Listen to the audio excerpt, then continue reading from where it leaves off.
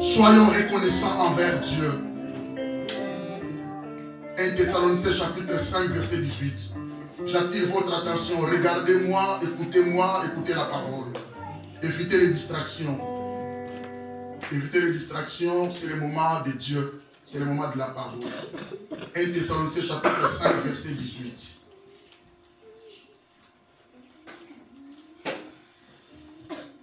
La Bible dit, rendez grâce en toutes choses. Soulignez toutes choses. Rendez grâce en toutes choses, car c'est à votre égard la volonté de Dieu en Jésus-Christ. Rendez grâce en toutes choses, car c'est à votre égard la volonté de Dieu. Toutes choses, soulignez toutes choses. Alors, vous allez remarquer, il y a des gens qui ont d'autres versions. Par exemple, moi, j'ai la version Vie Nouvelle. La Bible dit, soyez reconnaissants en toutes circonstances. Or, lui, Second m'a dit, rendez grâce en toutes choses. Mais la Vie Nouvelle m'a dit, soyez reconnaissants en toutes circonstances. Voilà ce que Dieu demande de vous dans votre vie avec Jésus-Christ. Il y a aussi une autre version. J'ai aussi la version Thompson. La Bible dit, remerciez Dieu en toutes circonstances. Voilà ce que Dieu demande de vous dans votre vie avec Jésus-Christ. Je ne sais pas s'il y a quelqu'un qui a une autre version par rapport à Vie Nouvelle et Thompson que j'ai cité ici. Une autre version, français courant s'il y en a. Sinon, on avance.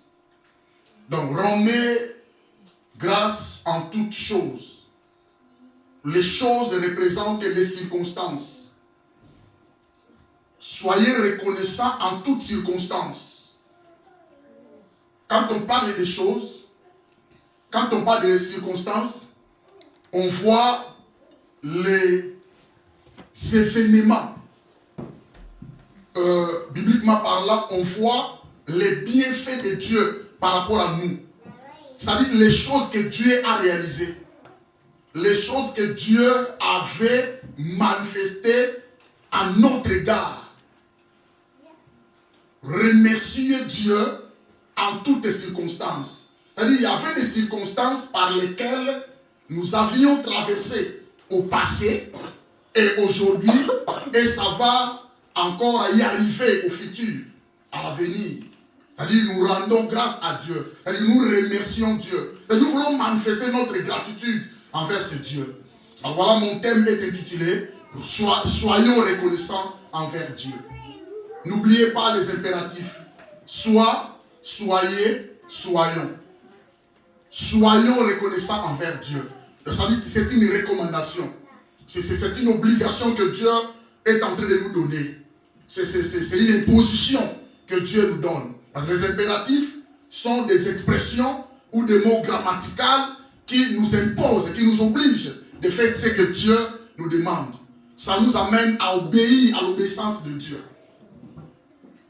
Soyons reconnaissants envers Dieu. Soyez reconnaissants signifie avoir de la reconnaissance ou de la gratitude. Car la Bible dit que la paix de Christ à laquelle vous avez été appelés soit avec vous. La paix du Seigneur à laquelle vous avez été appelés pour pouvoir former un seul cœur, un seul corps avec lui Dieu. Et soyez reconnaissants. La Bible nous demande d'être reconnaissants envers Dieu en raison de ses bienfaits sur nous. Toujours trois temps, bien aimés, en 3 temps. Nous devons être reconnaissants envers Dieu par rapport à ce qu'il avait fait au passé et ce qu'il a fait aujourd'hui parce que ses bontés sont révélées ce matin. Je vais vous expliquer les bontés de Dieu et se renouvellent pour nous amener quelque part. Et nous sommes venus de quelque part, nous devons lui être reconnaissants et nous sommes quelque part aujourd'hui et demain nous irons quelque part. Amen. Amen. Oh, alléluia. C'est très important pour nous. Soyons reconnaissants envers Dieu. Alors, prenons un exemple. Nous avons 2 exemples ou 3 exemples. des gens qui ont été reconnaissants envers Dieu et de ceux qui n'ont pas été reconnaissants envers Dieu par rapport au bienfait de Dieu. Prenons Psaume chapitre 103. Prends ta Bible. Prenons Psaume chapitre 103. Alors, ce psaume a au moins 22 versets que je vais essayer d'expliquer. Mais notre message se focalise aux 2 premiers versets. Psaume chapitre 103, c'est l'hymne ou cantique de Dieu par rapport au bienfait de l'Éternel que David est en train de chanter. La Bible dit, mon âme bénit l'Éternel. Que tout ce qui est en moi bénisse son saint nom. Mon âme bénit l'Éternel et n'oublie aucun de ses bienfaits. Je reprends le verset. Mon âme bénit l'Éternel. Que tout ce qui est en moi bénisse son saint nom. Verset 2. Mon âme bénit l'Éternel et n'oublie aucun de ses bienfaits. C'est-à-dire qu'il y a 2 recommandations. Il y a 2 recommandations dans ce verset. Première recommandation, Dieu veut que nos âmes puissent être exhortées à reconnaître Dieu, à glorifier Dieu. Deuxième recommandation, Dieu veut que nous puissions se rappeler, regarder derrière là où nous sommes venus, se souvenir de ce que Dieu a fait de nous, là où nous sommes sortis et là où nous sommes arrivés aujourd'hui. Vous voyez, dit, et n'oublie aucun de ses bienfaits. C'est-à-dire, s'il faut être reconnaissant envers Dieu, c'est à raison de ses bienfaits qu'il nous a accordés. Alors, ces psaumes expriment la reconnaissance et la louange adressée à Dieu pour les bienfaits et les bénédictions qu'il accorde au peuple de l'Alliance. Bien aimé, ce n'est que le peuple de l'Alliance qui ont besoin ou qui ont privilège d'avoir des bénédictions de Dieu. Ceux qui ne sont pas inclus dans l'Alliance, ils n'ont pas droit de cette bénédiction. Bien qu'ils profitent du soleil que Dieu donne pour tout le monde. Bien qu'ils profitent de la pluie que Dieu fait pleuvoir pour tout le monde. Mais, spirituellement parlant, cette bénédiction ne leur appartient pas. Amen. Amen. C'est-à-dire, quand on regarde ces psaumes, il y a 22 versets, puis divisés en 3 parties. La première partie nous démontre que nous sommes appelés comme étant des hommes à louer Dieu, à rendre grâce à Dieu et à remercier Dieu. D'abord, n'oubliez pas, individuellement, personnellement, je vous avais dit, si quelqu'un ne sait pas adorer Dieu, si quelqu'un n'a pas la connaissance d'adorer Dieu, même s'il est dans une église, il sera toujours comme ça sans adoration. Parce qu'il ne sait pas la valeur de Dieu. Il ne sait pas revaloriser Dieu. Il n'est pas dit que quand il va venir à l'église, il va directement entrer dans l'adoration sans connaître ce Dieu. C'est impossible. Et quelqu'un me comprend. C'est-à-dire, verset 1 et verset 2, c'est-à-dire, à partir du verset 1 au verset 5, vous allez remarquer, l'auteur veut nous dire que nous avons été appelés à louer Dieu, à lui rendre grâce, à lui être reconnaissant. Nous avons été appelés à remercier Dieu, d'abord personnellement ou individuellement.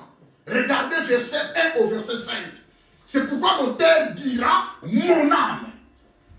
Quelqu'un peut dire avec moi mon âme. C'est-à-dire tu parles à ton âme. Quelqu'un me comprend? Or, parler à l'âme, c'est la folie parce que l'âme, c'est une partie immatérielle. C'est une partie spirituelle. C'est une partie qu'on ne peut pas toucher, palper. C'est quelqu'un me comprend. Mais tu dis à ton âme, tu exhortes ton âme de louer Dieu. Car ce qui fait l'homme est son âme liée à son esprit. Tu ne peux pas séparer l'esprit de l'homme à côté et l'âme de l'homme à côté. Non, ça ne marche pas. L'homme a 2 grandes parties. La partie matérielle, c'est le corps. Quelqu'un me comprend? Et seconde partie, c'est la partie immatérielle. L'esprit de l'homme lié à son âme. Alors, l'homme est païen l'homme est pécheur parce que son esprit a pour l'habitation l'esprit de Satan. Mais l'homme est chrétien parce que son esprit a pour l'habitation ou le siège du Saint-Esprit. Quelqu'un me comprend? C'est-à-dire, l'homme est pécheur, le péché, la souillure, a pour siège l'esprit. Maintenant, quand quelqu'un reçoit Jésus comme Seigneur et Sauveur, c'est le Saint-Esprit qui fait ce travail. Il vient, il entre dans l'esprit de l'homme, là où il y a la souillure, il nettoie l'endroit. L'endroit reste vide, et lui, le Saint-Esprit, vient maintenant s'intégrer à cet endroit-là. C'est pourquoi on dit, je suis sauvé. Je suis chrétien, je suis un enfant de Dieu. Quelqu'un me comprend? C'est-à-dire, quand le Saint-Esprit est dans l'esprit de l'homme, carrément l'homme est sauvé. Alors cet homme-là connaît Dieu. Cet homme-là a l'obligation de rendre maintenant gloire à Dieu. Quelqu'un me comprend? Les sauvés n'ont rien à voir avec l'adoration de Dieu. Ils adorent Dieu facilement. Mais les pécheurs bien-aimés, les non-sauvés, ont des problèmes avec l'adoration de Dieu. Ils prennent ça à la folie. Quand quelqu'un ne prie pas, il ne sait pas Dieu, quand il va entrer ici, il va. Ces gens-là sont des fous. Ces gens-là n'ont pas du travail à faire. Non, nous avons du travail à faire. Et on sait travailler. On sait travailler, on sait étudier. On sait faire tout sauf rien. Mais nous donnons un temps à Dieu pour sa gloire. Quelqu'un me comprend? Quand l'apôtre Paul dira, c'est une folie pour ceux qui n'ont pas Jésus. Mais pour nous, c'est une richesse de sa grâce. Nous devons rendre grâce à Dieu. David dira au verset 1, mon âme bénit l'Éternel, et tout ce qui est à moi bénit son Saint-Nom. Mon âme bénit l'Éternel et n'oublie aucun de ses bienfaits. Verset 3, pourquoi ne pas oublier ses bienfaits dans ma vie? C'est parce que c'est lui qui pardonne toutes tes iniquités. C'est lui qui guérit toutes tes maladies. C'est lui qui délivre ta vie de la force, qui te couronne de la bonté, de miséricorde. C'est lui qui rassasie de bien ta vieillesse, qui te fait rajeunir comme l'aigle. C'est-à-dire, David est en train de dire à son âme, écoutez mon âme, tu dois glorifier Dieu. Écoutez mon âme, tu dois remercier ce Dieu. Parce qu'il est celui qui te pardonne. Il est celui qui t'a pardonné. Il a enlevé tes péchés. Il est celui qui te guérit parfois quand tu es malade. Je vous avais dit bien aimé, depuis le 1er janvier jusqu'à aujourd'hui, il y a des amis qui ont été succombés par maladie. Il y avait des accidents. Parce que c'est lui qui te délivre de la force, de ne pas tomber dans la fosse. Alléluia. C'est-à-dire, David est en train de dire personnellement, mon âme, n'oublie pas. Faites attention de ne pas oublier les bienfaits de Dieu. C'est une exhortation pour nous. C'est un rappel pour nous, bien-aimés. Je veux que tu regardes derrière. Tu as les rétroviseurs dans ta voiture, regarde derrière. C'est très important. Tu vas en avant, devant, mais il faut regarder les rétroviseurs pour voir ce qui arrive derrière toi. Et c'est là où tu étais venu. Alléluia. Tu dois te rappeler de ça. Tu dois te souvenir de ça. Hein? C'est très important. Cela va te pousser à adorer Dieu, à lui rendre grâce, le remercier aussi. Deuxièmement, on parle de l'adoration collective. C'est-à-dire collectivement. C'est-à-dire, verset 1 au verset 5, David nous montre que nous sommes appelés à louer Dieu individuellement et personnellement.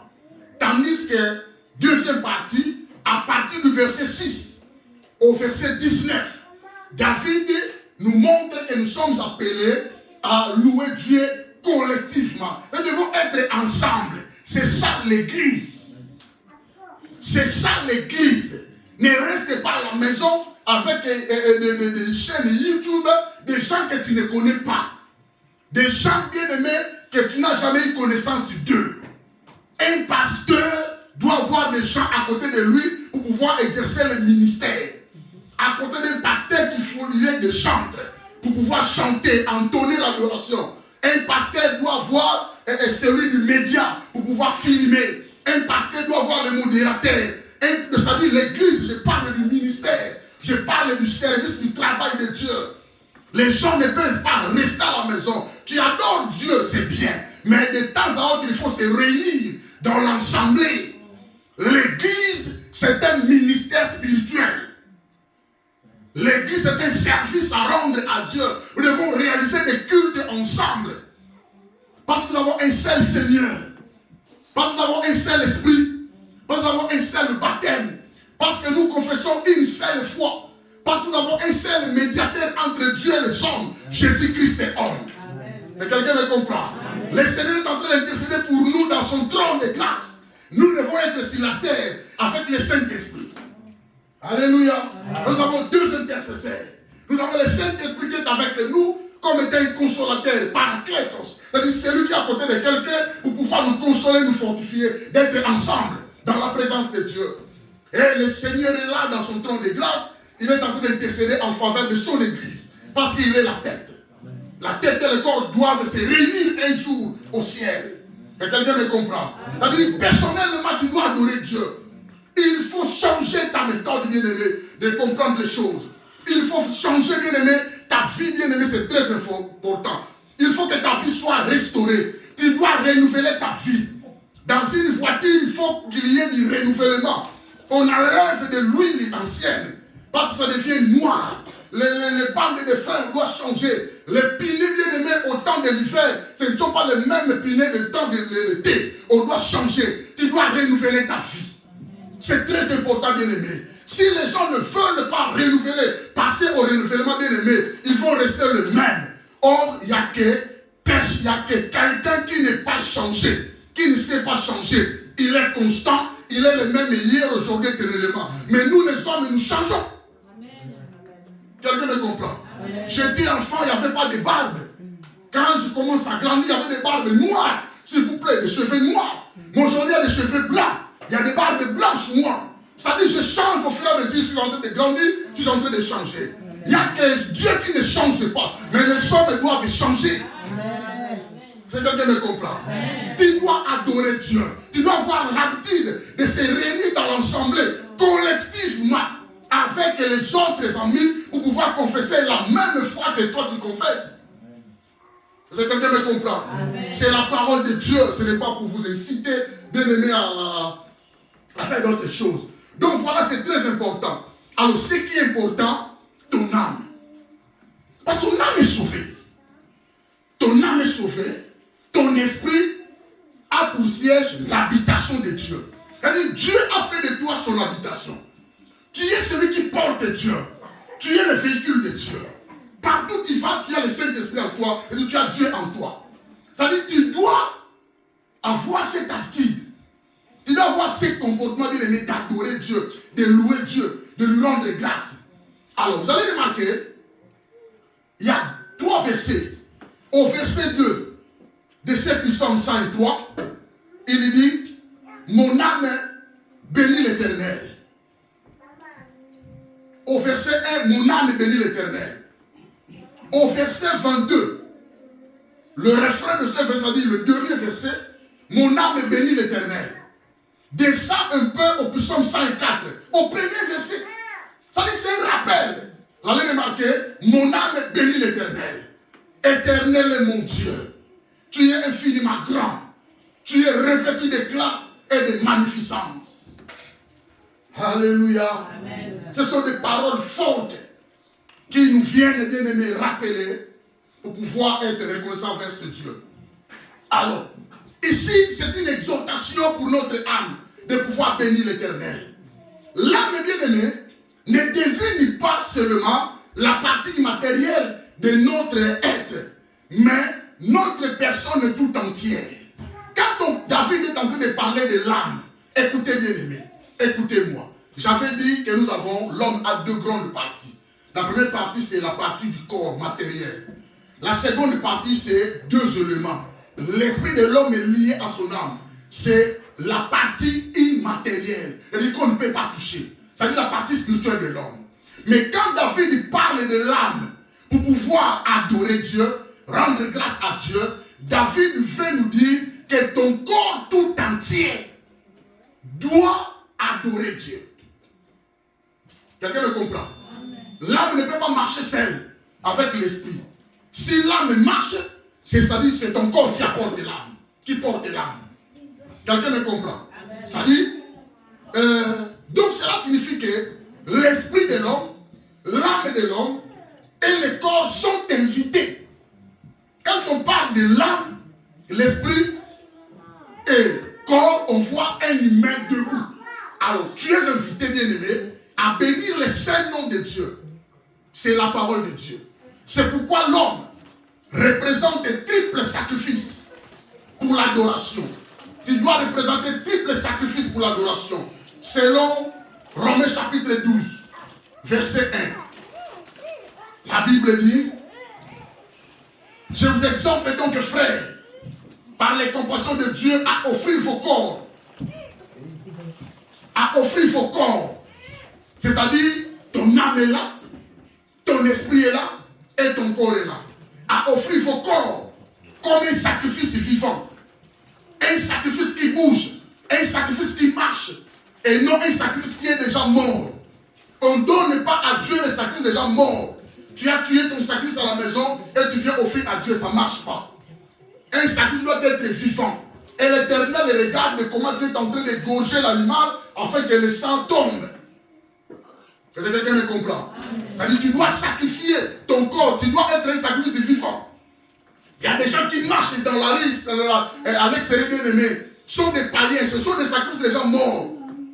Si la grâce de Dieu n'est pas là, n'est pas là bien aimé, ils seront comme ça morts. Mais la gloire soit rendue à Dieu. L'Éternel connaît les jours de tout un chacun de nous pour pouvoir se repentir et convertir, pour être sauvé. Tu vois, c'est Dieu qui sauve, ce n'est pas les hommes, ce n'est pas les pasteurs, ce n'est pas nos familles qui vont nous sauver, c'est Dieu qui sauve. C'est Dieu qui touche. Alléluia. Dieu connaît ceux qui vont se repentir demain ou après-demain. Mais ceux qui marchent sans Jésus, bien-aimé, sont des sacrifices morts. Ils n'ont pas Jésus, quel que soit leur argent, quelle que soit leur fortune, quel que soit leur don, bien-aimé. Donnez les dons aux humiliés, donnez les dons aux orphelins, bien-aimés, sans Jésus. C'est une offrande morte. Ce sont des œuvres mortes sans la foi. La foi doit être accompagnée des œuvres, mais ce sont des œuvres vivantes. Et quelqu'un me comprend? C'est-à-dire, voir Jésus, c'est très important. Donc, tu dois te sacrifier comme un sacrifice vivant, un sacrifice saint. C'est-à-dire, mis à part. Quand on parle de la sainteté, on parle de la sanctification, on voit la mise à part d'un être humain que l'Éternel a mis de côté. Tu as été appelé hors du monde. Sors du monde pour pouvoir intégrer le royaume de Dieu. Alléluia. Et ton sacrifice doit être agréable. Agréable, c'est-à-dire, cela démontre ton attachement. L'attachement de ton cœur vis-à-vis de Dieu. Quand on parle de l'attachement, on voit la foi sincère. La foi authentique. Alléluia. D'autres peuvent me dire, moi je ne manque pas à l'église. Je suis là chaque jour. Je suis attaché à Dieu. Non, pas l'attachement du corps, mais l'attachement de ton esprit, de ton âme vis-à-vis de Dieu. Tu dois t'attacher à Dieu. Ta foi doit être bien aimée, fixée vers Dieu, connectée avec Dieu. Là, ton sacrifice sera agréable, comme le sacrifice d'Abel, et non le sacrifice de Caïn. Alléluia. Amen. Quand David dit, mon âme bénit l'Éternel, signifie, il veut dire à son corps, à son âme, tu dois rendre grâce à Dieu et tu dois adorer Dieu, tu dois louer Dieu. Mon âme bénit l'Éternel. Signifie, mon âme, allez, tu dois entrer en action. Il faut louer Dieu. Il faut lui rendre grâce. Il faut lui être reconnaissant. Il faut le remercier par rapport au service qu'il t'a rendu. Dieu nous a rendu un grand service. Dieu nous a rendu un grand service. Alléluia. Dieu nous a rendu un grand service. Dieu a réalisé des bienfaits dans nos vies. Regarde derrière. Regarde là où nous sommes venus. Regarde les amis qui ont été enterrés cette année. Il y a des familles, on a perdu des familles. Il y a des gens qui ont été enterrés. Mais pourquoi nous sommes en vie? Pourquoi nous sommes là? Nous sommes plus que les amis qui ont été succombés. Non. Nous sommes plus intelligents qu'eux. Non. Et nous sommes plus beaux, plus belles que les amis qui ont été succombés. Non.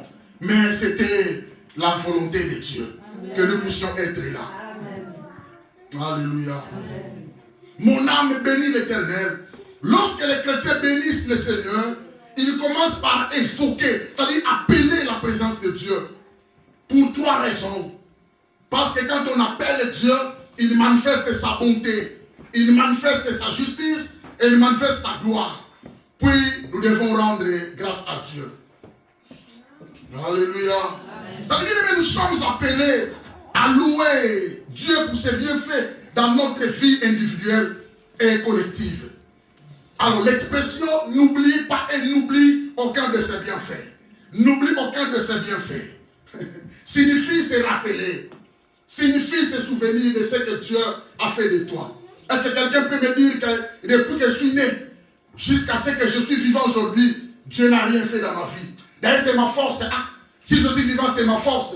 J'ai étudié, je suis licencié en droit, je suis licencié en sciences politiques, je suis licencié. Pourquoi je suis en vie? Non.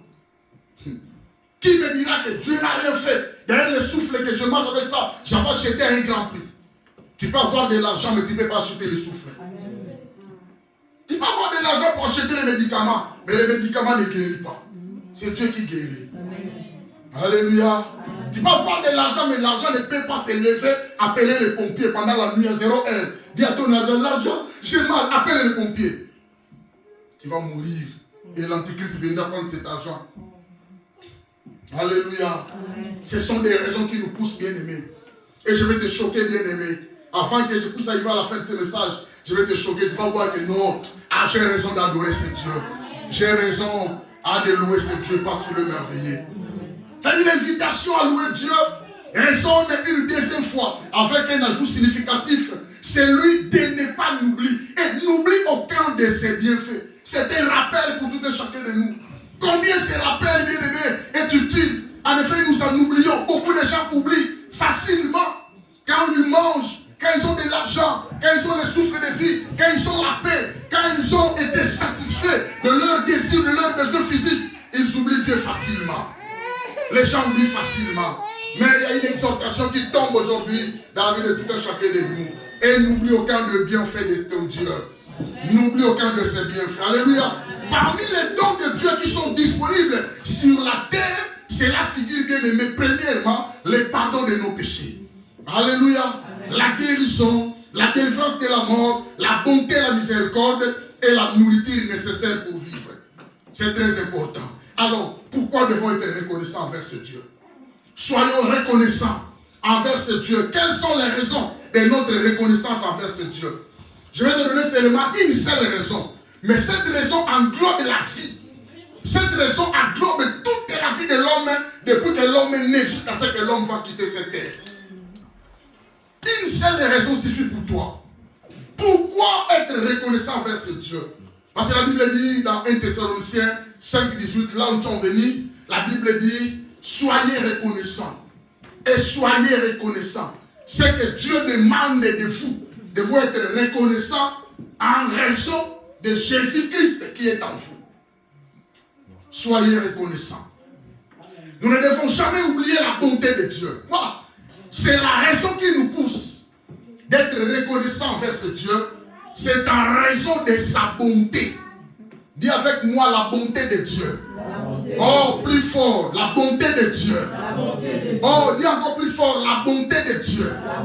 Bien aimés, nous devons être reconnaissants en ce Dieu-là en raison de sa bonté. La bonté de Dieu est manifestée depuis que l'homme fait son entrée dans le ventre de sa mère. Jusqu'à ce que l'homme va quitter cette terre. Il est allé se reposer au séjour des morts. Après ce jour de mort, l'homme va monter pour la rencontre de son Seigneur dans le ciel. En raison de la bonté de Dieu, nous devons lui être reconnaissants. On a pris l'exemple de David, qui exhorte son âme d'être reconnaissant envers Dieu. Prenons maintenant l'exemple des Israélites. Deutéronome chapitre 8.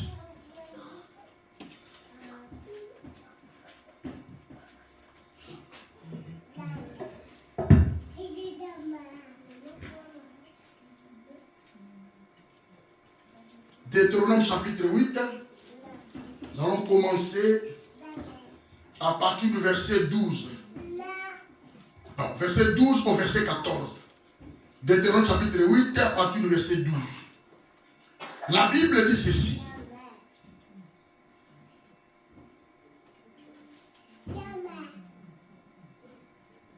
Lorsque tu mangeras et te rassasieras, lorsque tu bâtiras et habiteras de belles maisons, lorsque tu verras multiplier ton gros et ton menu bétail, s'augmenter ton argent et ton or, et s'accroître tout ce qui est à toi, prends garde que ton cœur ne s'enfle et que tu n'oublies l'Éternel ton Dieu qui t'a fait sortir du pays d'Égypte, de la maison de servitude. Lorsque tu verras multiplier ton gros et ton menu bétail, s'augmenter ton argent et ton or, et s'accroître tout ce qui est à toi, prends garde que ton cœur ne s'enfle et que tu n'oublies l'Éternel ton Dieu qui t'a fait sortir du pays d'Égypte, de la maison de servitude. Le pays d'Égypte, de la maison de servitude, symbolise le monde, symbolise la pauvreté, symbolise le blocage, le freinage, symbolise la sécheresse. Mais lorsque tu verras multiplier ton gros et ton menu bétail, symbolise la bénédiction de l'Éternel dans ta vie. Amen. Quand Dieu va te bénir, quand Dieu va te faire enrichir, quand Dieu va soutenir ta vie, ton souffle, ta santé, quand tu seras marié, quand tu auras des enfants, quand tu auras le travail, cela symbolise l'abondance de bienfaits de Dieu dans ta vie. La Bible dit, garde-toi